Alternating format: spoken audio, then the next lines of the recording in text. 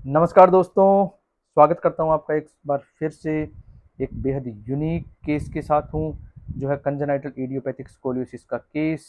और वीडियो के इस भाग में आप देख सकते हो कि पेशेंट को प्रॉपर ट्रीटमेंट ना मिलने की वजह से उसकी चेस्ट एक्सपेंशन कितनी डिक्रीज हो जाती है, जो कि नॉर्मली होती है 2 से 5 इंच। और जब हमने इसी मरीज को स्पाइनल आर्टिकेयर स्कोलियोसिस ट्रीटमेंट दिया, तो आप देख सकते हो कि पेशेंट की चेस्ट एक्सपेंशन कितनी इम्प्रूव हो जाती है। ऐसे मरीजों को चाहिए होता है प्रॉपर ट्रीटमेंट। ज़्यादा जानकारी के लिए आप जुड़े रहें India's first and foremost scoliosis clinic.